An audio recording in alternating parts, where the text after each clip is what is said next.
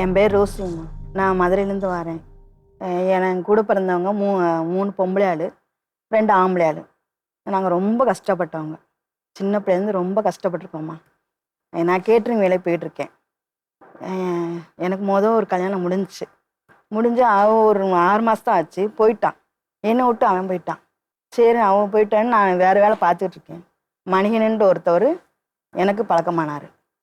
Catering வேலை அவர் நான் வேலை பார்க்குற இடத்துக்கு வருவார்.